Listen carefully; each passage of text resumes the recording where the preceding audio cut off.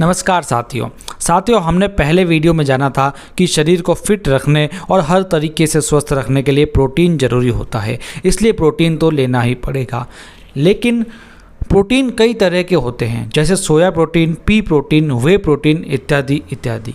तो कौन से प्रोटीन का सेवन हमें करना चाहिए, उत्तम क्वालिटी का प्रोटीन क्या होता है, ये सब हम जानने वाले हैं।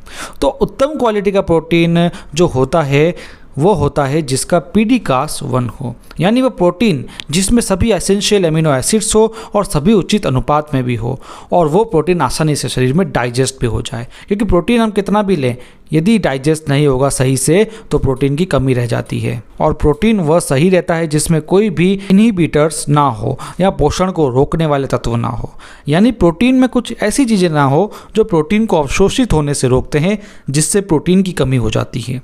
और प्रोटीन वो सही है जो वीगन हो, यानी पौधों पर आधारित हो। वीगन तो वेजिटेरियन से एक कदम अच्छा ही रहता है। तो इन सब चीज़ों को ध्यान में रखा जाए तो निकल के आया कि सबसे शुद्ध रूप है प्रोटीन का सोया आइसोलेटेड प्रोटीन।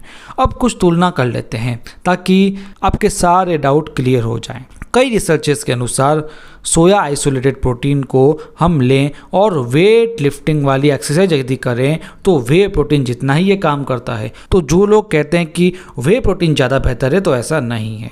इसका अंतर बताऊं तो जिन लोगों को दूध से एलर्जी होती है वो वे प्रोटीन नहीं ले सकता है, लेकिन सोया आइसोलेटेड प्रोटीन को दूध से एलर्जी वाले भी ले सकते हैं क्योंकि वीगन होता है। वे प्रोटीन नॉन वीगन होता है, इसमें फाइबर नहीं होता है, इसमें कोलेस्ट्रॉल मौजूद है, जबकि सोया आइसोलेटेड प्रोटीन वीगन है, इसमें फाइबर भी है और इसमें कोलेस्ट्रॉल भी नहीं है।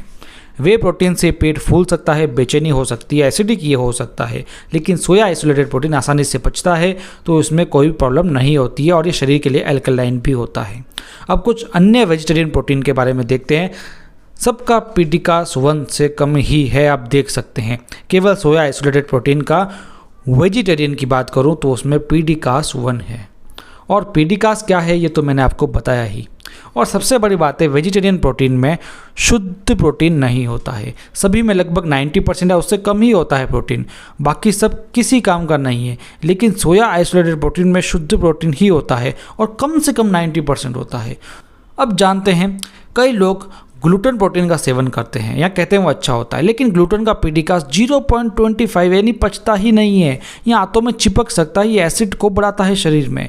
ग्लूटेन से कई हेल्थ को नुकसान होते हैं, जैसे एलर्जी, थकान, पेट फूलना, पेट दर्द, गैस, कब्ज, डायरिया, स्किन प्रॉब्लम्स, खुजली इत्यादि इत्यादि। और ये सभी के तथ्य इंटरनेट पर मौजूद है, हम अपने मन से ये चीज़ें नहीं बता रहे हैं। तो निष्कर्ष यही निकलता है कि यदि आपको प्रोटीन लेना ही है तो आप सोया आइसोलेटेड प्रोटीन ही लें। अब अगले वीडियो हम कुछ प्रोडक्ट की जानकारी लेंगे, कुछ प्रोडक्ट्स की चर्चा करेंगे और ये भी बताएंगे कि खाने से पहले प्रोटीन मिल सकता है तो हम इसके प्रोडक्ट्स क्यों लें, या बॉडी शरीर को कितनी मात्रा में प्रोटीन चाहिए होती है, सब कुछ हम जानने वाले हैं। इसलिए चैनल को सब्सक्राइब करके लिखिए ताकि जैसे ही वीडियो आएगा आप तक नोटिफिकेशन पहुंच जाएगा। अगले 3 वीडियो आपके लिए बहुत ही महत्वपूर्ण होने वाले हैं। धन्यवाद।